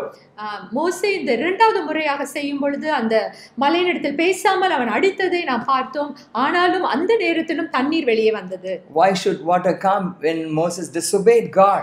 ஏன் தண்ணீர் வெளியே வர வேண்டும் அங்கு மோசே கீழ்ப்படியாமற் போன அந்த நேரத்திலும்? Because the people of God were thirsty. ஏனென்றால் தேவ ஜனங்கள் அங்கு தாகத்தோடு இருந்தார்கள். God was still wanting to be their God who provided for their needs. கர்த்தர் அவர்களுடைய தேவைகளை சந்திக்கிற தேவனாகவே அந்த இடத்திலும் வெளிப்பட்டார். In spite of their rebellion, in spite of Moses' disobedience, God still honored the needs of his people. ஜனங்களுடைய முரட்டாட்டத்தை நிமித்தமாகவும் அங்க மோசேயும் கோபப்பட்டிருந்தான், ஆனாலும் கூட தேவன் வந்து ஜனங்களுடைய தாகத்தை தீர்க்கும்படியாய் அவர் வந்ததை நாம் பார்க்கிறோம். So this is a great example of how God can sometimes even use a disobedient servant. சில வேளைகளில் எப்படி கர்த்தர் வந்து ஒரு கீழ்ப்படியாத ஒரு ஊழியனை கூட எடுத்து பயன்படுத்த முடியும் என்பதற்கு இது ஒரு உதாரணம். Not because of what the servant is, because of the need among the people is. அந்த ஊழியக்காரன் எப்படி இருப்பார் என்பதற்காக அல்ல, அது அந்த தேவ ஜனங்களுடைய தாகத்தை முன்னிட்டு கர்த்தர் அங்க கிரியை செய்கிறதை நாம் பார்க்கிறோம். But one powerful lesson is clear here. ஆனால் ஒரு காரியம் இங்க தெளிவாக இருக்கிறது. At this place called Kadesh Barnea, because of people's unbelief, because of even Moses' unbelief, the people of God could not enter the land. Even Moses could not enter the promised land. இந்த காதேஸ் என்ற இடத்தில் நாம் ஒரு காரியத்தை நாம் கற்றுக்கொள்கிறோம். இங்கு ஜனங்களுடைய அவிசுவாசத்தை நிமித்தம் அவர்களால் அந்த கானான் தேசத்துக்குள்ளாக செல்ல முடியவில்லை, மோசேயாலும் அந்த இடத்துக்குள்ளாய் செல்ல முடியவில்லை என்று நாம் பார்க்கிறோம். Unbelief was the main reason as to why they could not enter into the promised land. அவர்களுடைய அவிசுவாசத்தை நிமித்தமே அவர்களால் முதல் காரணமாக அதுவே இருந்தது அவர்களால் அந்த கானான் தேசத்துக்குள்ளாய் செல்வதற்கு. The Bible explained it all to us in detail in Hebrews chapter 3. எபிரேயர் 3வது அதிகாரத்திலே இதை நாம் தெளிவாக பார்க்கிறோம். Hebrews chapter 3 is like a great commentary and explanation to what happened in the book of Numbers. In this place called Kadesh Barnea. Kadesh என்ற இடத்தில் நடந்த காரியத்தை ஒரு பெரிய ஒரு பட்டியலாக இந்த எபிரேயர் புத்தகத்தில் எழுதி இருக்கிறதை நாம் பார்க்கிறோம். It's like a commentary. What do you call commentary? அது ஒரு commentary போல இருக்கிறது, ஒரு விரிவாக்கம். Exactly, yeah. So it's like New Testament commentary about this Old Testament story. பழைய ஏற்பாட்டில் நடந்த ஒரு நிகழ்வை இந்த புதிய ஏற்பாட்டிலே விரிவாக காண்பிக்கிறதை பார்க்கிறோம். Let's turn our Bibles to Hebrews chapter 3 verses 7 through 11. எபிரேயர் 3:7 வசனத்தை பார்ப்போம். Therefore the Holy Spirit says, today if you hear his voice, do not harden your hearts as in the rebellion in the day of trial in the wilderness, where your fathers tested and tried me and saw my works 40 years. Therefore I was angry with that generation and said, they always go astray in their hearts, and they have not known my ways. So I swore in my wrath, they shall not enter my rest. ஆகையால் பரிசுத்த ஆவியானவர் சொல்லுகிறபடியே இன்று அவருடைய சத்தத்தை கேட்பீர்களாகில் வனாந்திரத்திலே கோபம் ஓட்டின போதும் சோதனை நாடிலும் நடந்தது போல உங்கள் இருதயங்களை கடினப்படுத்தாதிருங்கள். அங்கே உங்கள் பிதாக்கள் என்னை சோதித்து என்னை பரீட்சை பார்த்து 40 வருஷ காலம் என் கிரியைகளை கண்டார்கள். The text begins with these words. இந்த ஆரம்பத்தில் இந்த பகுதி இப்படியாக கூறுகிறது. As the Holy Spirit says. பரிசுத்த ஆவியானவர் சொல்லுகிறபடியே. So this is a direct message from the Holy Spirit. இது பரிசுத்த ஆவியானவரிடத்தில் வந்த ஒரு செய்தி. Today if you hear his voice, don't harden your heart. இன்று அவருடைய சத்தத்தை கேட்பீர்களாகில். It's a warning from the Holy Spirit not to be like the generation that rebelled against God. கர்த்தருக்கு விரோதமாக முரட்டாட்டம் பண்ணின அந்த ஜனங்களைப் போல உங்க இதயத்தை கடினப்படுத்தாதீர்கள் என்று தேவன் கூறுகிறார். The Holy Spirit wants us to learn from their mistakes and not by our experience. அவர்களுடைய தவறுகளிலிருந்து நாம் अनेक காரியங்களை கற்றுக்கொள்ள வேண்டும் என்று ஆவியானவர் விரும்புகிறார். Sometimes some people are bent on learning only by their experience and God cannot help those people. கடந்த அனுபவங்களை வைத்து अनेक காரியங்களை கற்றுக்கொள்ள வேண்டும் என்று சிலர் நினைக்கிறார்கள். அப்படிப்பட்ட நபர்களிடத்தில் கர்த்தரால் ஒன்றுமே செய்ய முடியாது. But then the Bible is very clear. All these things about what happened in the Old Testament are written in the New Testament as our examples for us to learn from them. பழைய ஏற்பாட்டில் நடந்த எல்லா காரியங்களும் எதற்காக வேதத்தில் குறிப்பிடப்பட்டிருக்கிறது என்றால் அவர்கள் மூலமாக अनेक காரியங்களை நாம் கற்றுக்கொள்ளும்படியாகவே அது எழுதப்பட்டிருக்கிறது. He wants us to learn from their mistakes and not by our experience. அவர்களுடைய தவறுகளிலிருந்து நாம் अनेक பாடங்களை கற்றுக்கொள்ள வேண்டும் என்று ஆவியானவர் விரும்புகிறார். நம்முடைய அனுபவத்தின் மூலமாக மாத்திரமல்ல. Just to make sure that we don't end up living our lives between the land of Egypt and the promised land, wandering somewhere in the desert. எகிப்துக்கும் அந்த தேவன் வைத்திருக்கிற வாக்குத்தத்தம் பண்ணப்பட்ட இடத்திற்கும் நடுவாக நாம் அலைந்து திரிய கூடாது என்று தேவன் விரும்புகிறார். Sometimes our lives get stuck in desert, just wandering, not knowing that God has more in store for us. நம்முடைய வாழ்க்கையும் அப்படியே வனாந்தரத்தில் அலைந்து திரிகிறது போல சில வேளைகளில் காணப்படுகிறது. கர்த்தர் நமக்கு முன்பாக வைத்திருக்கிற காரியங்களை அறியாமல் இருக்கிறோம். Verse 9 goes like this, your ancestors tested and tried me. அங்கே உங்கள் முற்பிதாக்கள் என்னை சோதித்து என்னை பரீட்சை பார்த்து. Verses 10 through 11. This is why I was angry with that generation. I said, their hearts are always going astray and they have not known my ways. So I declared on oath in my anger, they shall not enter my rest. 10-11 வசனங்கள். அதனால் நான் அந்த சந்ததியை ஆரோசித்து அவர்கள் எப்பொழுதும் வழுவி போகிற இருதயமுள்ள ஜனம் என்றும் என்னுடைய வழிகளை அறியாதவர்களும் என்று சொல்லி என்னுடைய இளைப்பாறுதலில் அவர்கள் பிரவேசிப்பதில்லை என்று என்னுடைய கோபத்திலே ஆணையிட்டேன் என்றார். God was so upset with the people of God. அந்த ஜனங்களை குறித்து தேவன் மிகவும் கோபப்பட்டார். Because they saw his powerful works in Egypt. எகிப்து தேசத்திலே கர்த்தருடைய வல்லமையை அவர்கள் பார்த்திருந்தார்கள். They saw his deliverance by the Red Sea. சிவந்த சமுத்திரத்திலே கர்த்தர் ஏற்படுத்தின அந்த விடுதலையை பார்த்தார்கள். They saw God descend on the Mount Sinai. Sinai மலையிலே கர்த்தர் மகிமையாய் இறங்கி வருகிறதை பார்த்தார்கள். They saw heavenly manna coming from above every day. பரலோகத்திலிருந்து மன்னா வருகிறதை ஒவ்வொரு நாளும் ருசித்திருந்தார்கள். They saw him as the pillar of cloud by the day and pillar of fire by night. பகலிலே ஒரு மேக ஸ்தம்பமாகவும் இரவிலே அக்னி ஸ்தம்பமாகவும் தேவனை அவர்கள் கண்டிருந்தார்கள். God was supernaturally present among them, providing for their needs and protecting them. Despite all that, they kept rebelling against God. கர்த்தர் அவர்களுக்கு அதிசய விதமாய் எவ்வளவு காரியங்களை செய்திருந்தும் தொடர்ந்து அவர்கள் வந்து முறுமுறுத்து கொண்டே தேவனுக்கு விரோதமாய் முரட்டாட்டம் பண்ணினார்கள். They started playing with God. கர்த்தரோடு அவர்கள் விளையாட ஆரம்பித்தார்கள். That's why God says, I was angry with them. அவர்கள் மீது நான் கோபம் அடைந்தேன். There are two reasons why he says he's angry with them. ஏன் அவர்கள் மேல் கோபப்படுகிறார் என்பதற்கு ரெண்டு காரணங்கள் உண்டு. The first reason was that he says they always go astray in their heart. அவர்களுடைய இருதயத்திலே என்னை விட்டு சோரம் போனார்கள் என்று போடப்பட்டிருக்கிறது. Going astray in our heart is a terrible thing. நம்முடைய இருதயத்திலே கர்த்தரை விட்டு விலகி போவது ஒரு மிகுந்த ஒரு கொடிய பாவம். We don't have to get up out of our seat to be able to go out of out of the way of God in our hearts. நாம் எழுந்திருந்து இந்த காரியத்தை நாம் செய்ய வேண்டாம். நம்முடைய இருதயத்திலே கர்த்தரை விட்டு தூரமாக செல்ல முடியும். It's not a physical thing. அது ஒரு பிசிக்கலாக செய்கிற காரியம் இல்லை. We might be physically present in the things of God. கர்த்தருடைய காரியங்களில் நாம் அப்படியே அமர்ந்திருப்போம். We might be part of a living church, a vibrant church. ஒரு நல்ல சபையின் அங்கத்தினராக நாம் இருப்போம். We might be found among a vibrant faith community. ஒரு நல்ல கிறிஸ்தவ சமுதாயத்துக்கு நடுவுல நாம் இருந்து கொண்டிருப்போம். We can go through all the motions of the church. சபை செய்கிற எல்லா காரியத்திலும் நாமும் பங்கெடுத்து கொண்டிருப்போம். But still in our hearts we are far away from God. ஆனால் நம்முடைய இருதயமோ கர்த்தரை விட்டு ரொம்ப தூரத்தில் இருக்கும். Jesus said, God said, these people, they worship me with their lips, but their heart is far away. இந்த ஜனங்கள் தங்களுடைய வாயிலிருந்து என்னை துதி ஆராதிக்கிறார்கள், ஆனால் அவர்களுடைய இருதயமோ தூரமாக இருக்கிறது என்று கூறினார். And the second reason why God was angry, இரண்டாவது காரணம் தேவனை இந்த ஜனங்கள் கோபப்படுத்தினதற்கு, he says they have not known my ways. என்னுடைய வழிகளை அவர்கள் அறியவில்லை. God was trying to teach them his ways. கர்த்தருடைய வழியை அவர்களுக்கு போதிக்க தேவன் முற்பட்டார். But they weren't inclined to learning the ways of God. ஆனால் அவர்கள் கர்த்தருடைய வழியை கற்றுக்கொள்ள மறுத்தார்கள். That's why in verse number 11 he says like this, so I swore in my wrath, they shall not enter my rest. என்னுடைய இளைப்பாறுதலில் அவர்கள் பிரவேசிப்பதில்லை என்று என்னுடைய கோபத்திலே ஆணையிட்டேன் என்றார். Now look at verse 12. 12வது வசனத்தை பார்ப்போம். Beware, brethren, lest there be in any of you an evil heart of unbelief in departing from the living God.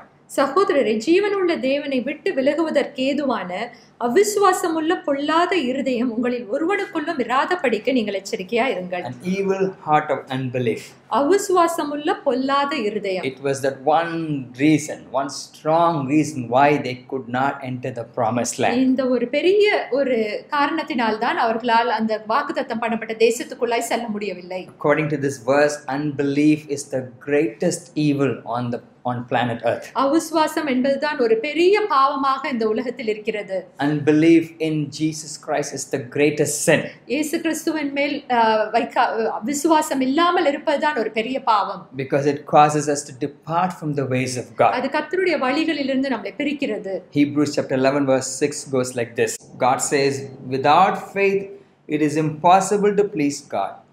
And anyone who comes to God must believe that He is, and that He is a rewarder of those who diligently seek Him. எபிரேயர் 11:6 விசுவாசம் இல்லாமல் தேவனுக்கு பிரியமாய் இருப்பது கூடாத காரியம். ஏனென்றால் தேவனிடத்தில் சேருகிறவன் அவர் உண்டென்றும் அவர் தம்மை தேடுகிறவர்களுக்கு பலன் அளிக்கிறவர் என்றும் விசுவாசிக்க வேண்டும். So every single evil that we see on this planet Earth is as a result of unbelief.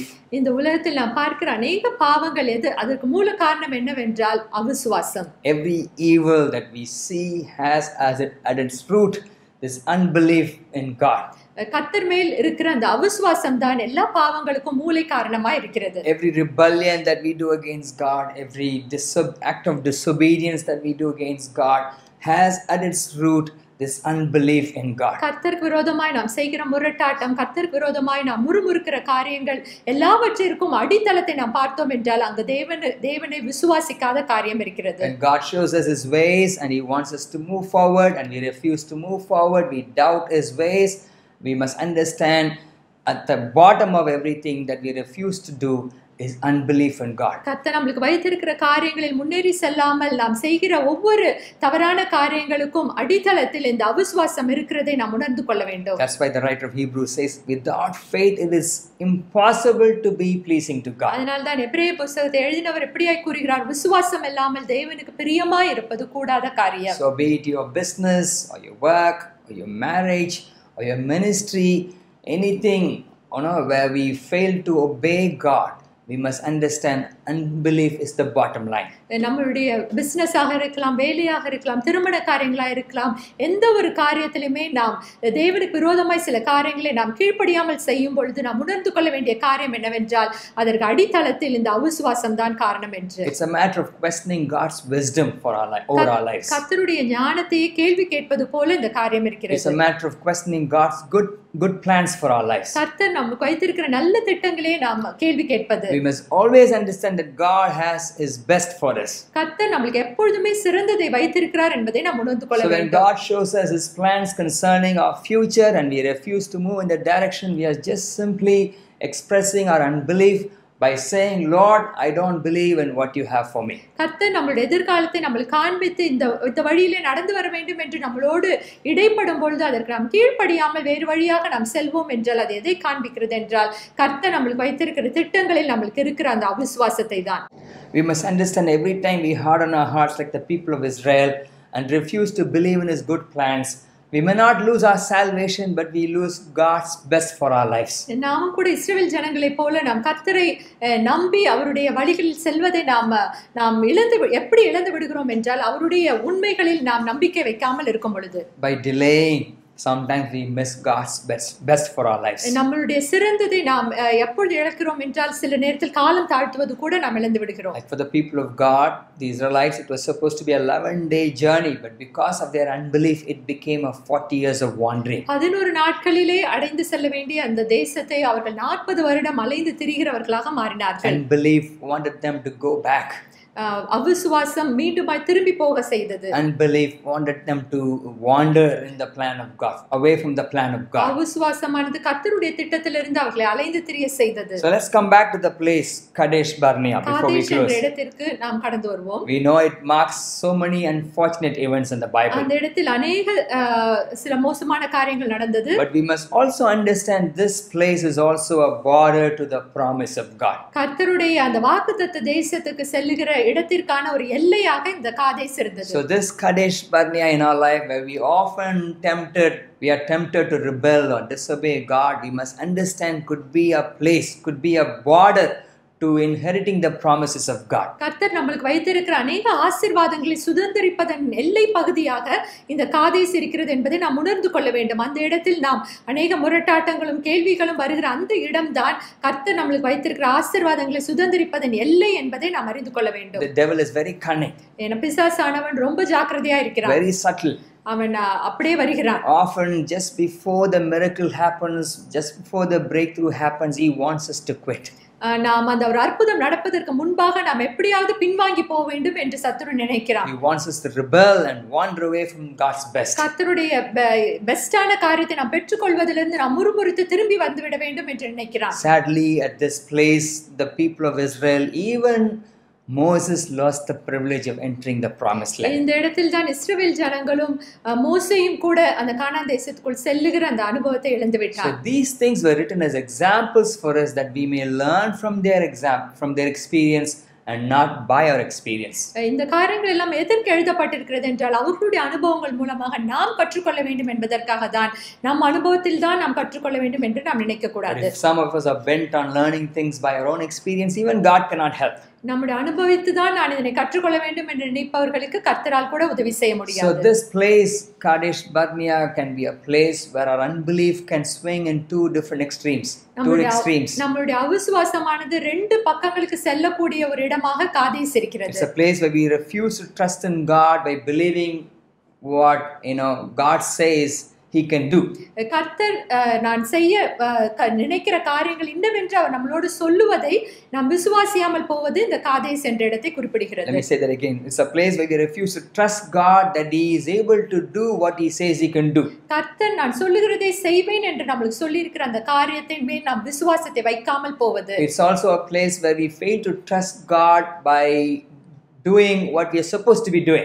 நாம் செய்ய வேண்டிய காரியத்தை செய்யாமல் விடுவதன் மூலமாய் கர்த்தர் மேல் இருக்கிற அந்த அவிசுவாசத்தை நாம் காண்பிக்கிறோம். So this Kadesh Barnea is a place where our unbelief can swing in two different extremes. நம்மளுடைய அவிசுவாசம் ரெண்டு எக்ஸ்ட்ரீமா போவதற்கு இந்த இடம் ஒரு எடுத்துக்காட்டா இருக்கிறது. It's a place where we come to face our fear about our future. நம்முடைய எதிர்காலத்தை குறித்த பயத்தோடு வந்து நிற்கிற ஒரு இடமாக அது இருக்கிறது. Often when you are fearful about doing or taking the next step, in spite of God speaking to us very clearly, we must understand that's the time to put our trust in God fully.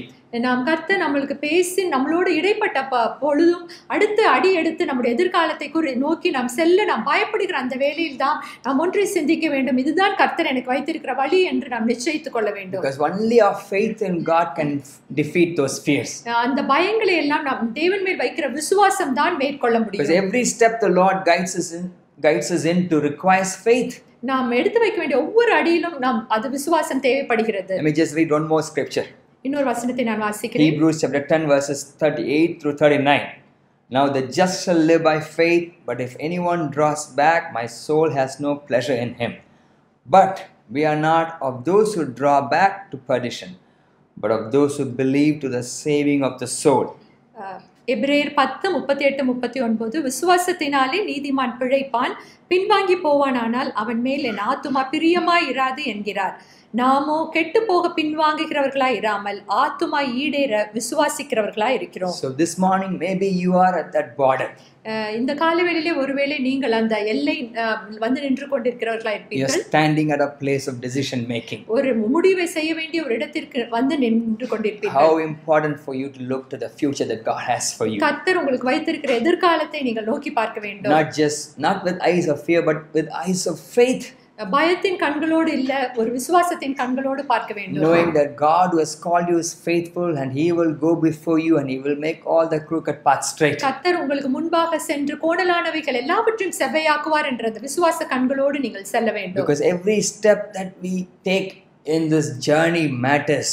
நாம் எடுத்து வைக்கிற ஒவ்வொரு அடியும் இந்த பிரயாணத்தில் முக்கியத்துவம் வாய்ந்தது. And every step requires faith. ஒவ்வொரு அடிக்கும் விசுவாசம் தேவை. Without faith it is impossible to be well pleasing to God. விசுவாசம் இல்லாமல் தேவனுக்கு பிரியமாய் இருப்பது கூடாத காரியம். Without faith it is impossible for us to move in the direction that God has for us. கர்த்தர் நமக்கு வைத்திருக்கிற அந்த திட்டங்களுக்கு நேராக விசுவாசம் இல்லாமல் செல்ல முடியாது. So let's learn to look into the future that God has for us through our eyes of faith, not through eyes of fear. கர்த்தர் நமக்கு வைத்திருக்கிற எதிர்காலத்தை விசுவாச கண்களோடு பார்ப்போம், பயத்தின் கண்களோடு பார்க்க வேண்டாம். Let's not allow unbelief to harden our hearts and cause us to rebel and turn back from the ways of God. அவிசுவாசமானது நம்முடைய இருதயத்தை நெருக்கி கர்த்தருடைய வழிகளிலிருந்து பின்வாங்கி செல்ல நம்மை அனுமதிக்க வேண்டாம். Like the writer of Hebrews says, if you will hear his voice today, do not harden your hearts as in the day of rebellion. Reading from Hebrews chapter 3 verse 7 and 8. Today if you will hear his voice, do not harden your hearts as in the rebellion. எபிரேயர் 3:7-8 வசனங்கள். இன்று அவருடைய சத்தத்தை கேட்பீர்களாகில் வனாந்தரத்திலே கோபமூட்டின போதும் சோதனை நாளில் நடந்தது போல உங்கள் இருதயங்களை கடினப்படுத்தாதிருங்கள். So this morning as we come to the end of this sermon, இந்த செய்தியின் கடைசி இடத்திற்குள்ள நாம் வந்திருக்கிறோம். You know how it is that God is speaking to you. நம்மளுடைய இருதயத்தில் தேவன் எப்படி பேசிக் கொண்டிருக்கிறார் என்று நாம் அறிவோம். It's a very personal experience for you. இது நம்ம ஒவ்வொருவருக்கும் தனிப்பட்ட ஒரு அனுபவம். For some of you, God has been very clearly speaking to you about some things. சில காரியங்களை சிலர் உங்களுடன் தேவன் தனிப்பட்ட விதத்தில் அவர் பேசிக் கொண்டிருக்கிறார். But maybe you've been, hardening your heart. You've been refusing to believe in the will of God for your life. And as a result, you are still wandering from God's best. கர்த்தருடைய சித்தத்தை நீங்கள் உங்கள் இருதயத்தை கடினப்படுத்திக் கொண்டு அவருடைய சித்தத்தை ஏற்றுக்கொள்ளாமல் ஒருவேளை நீங்கள் இருந்து கொண்டிருப்பீர்கள் என்றால் இன்னும் நீங்கள் அலைந்து திரிகிறவர்களாகவே காணப்படுவீர்கள். Under the new covenant, by the grace of God, we still have plenty of grace. Let's not misuse it. Let's turn back to God and tell him, Lord, I'm sorry for the times when I failed to obey you immediately. But now I want to surrender my life to your best, Lord. கர்த்தாவே, நம்முடைய புதிய ஏற்பாட்டிலே தேவன் நம்மளுக்கு அநேக கிருபைகளை கொடுத்திருக்கிறார். ஆனால் அந்த கிருபைகளை அப்படியே நாம் பயன்படுத்தி கொண்டு கர்த்தருடைய சித்தத்தை நாம் இழந்து விடாமல் கர்த்தர் பக்கமாக நாம் திரும்பி கர்த்தாவுடைய சித்தத்தை செய்ய நான் காத்திருக்கிறேன் என்று சொல்வோம். Let's remember God is a merciful God. நம்முடைய தேவன் இரக்கமுள்ள தேவனாய் இருக்கிறார். God heard the prayers of Moses and Aaron as they fell on their faces and prayed for the people of God and forgave them. Even till today, we have Jesus who is much greater than Moses.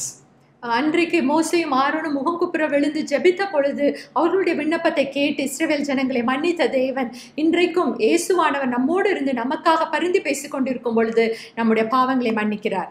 Every time we miss God's best for our lives and we wander away from the plan of God, let's remember Jesus who has paid the penalty for our mistakes is still interceding. In the presence of the Father. நாம் எப்பொழுதெல்லாம் கர்த்தருடைய வழிகளை விட்டு நாம் விலகி நாம் அவருடைய சித்தத்தை செய்யாமல் நாம் விலகி சென்று கொண்டிருக்கிறோம், அந்த ஒவ்வொரு முறையும் இயேசுவானவர் நமக்காக பிதாவினிடத்தில் பரிந்து பேசிக் கொண்டிருக்கிறார் என்பதை அறிந்து கொள்ளுங்கள். Because Jesus intercedes, there is still hope today. இயேசுவானவர் பரிந்து பேசிக் கொண்டிருப்பதினால் இன்றைக்கும் நமக்கு ஒரு நம்பிக்கை உண்டு. There is still hope today for us to bury the past and look to God for our future. நம்முடைய எதிர்காலத்தை நோக்கி செல்வதற்கு இன்னும் நமக்கு ஒரு நம்பிக்கை உண்டு. That's why the writer of the Hebrews says like this, today if you hear his voice. அதனால்தான் எபிரேயர் எழுதினவர் இன்று என்னுடைய சத்தத்தை கேட்பீர்களாகில். Forget about what happened yesterday. நேத்து நடந்ததை மறந்து விடுங்கள். Forget about the times in your past when you missed doing God's best for your life. கர்த்தர் கடந்த நாட்களில் நீங்கள் கர்த்தருக்காக சிறந்ததை செய்யாமல் இருந்திருப்பீர்களானால் அதை மறந்து விடுங்கள். It's about today.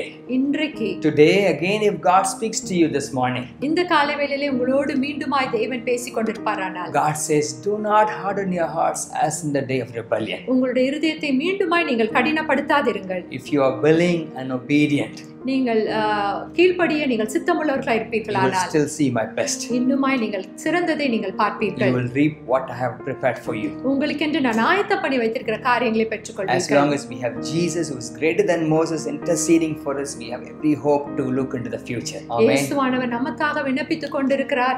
அவர் மோசேயை விட பெரியவராய் இருப்பதனால் நமக்கு எப்பொழுதுமே ஒரு நிச்சயம் உண்டு. If you believe with me this morning, close your eyes with me and pray to God. நீங்கள் என்னோடு விசுவாசிப்பீர்களானால் கண்களை மூடி இந்த வேளையிலே ஜெபிப்போம்.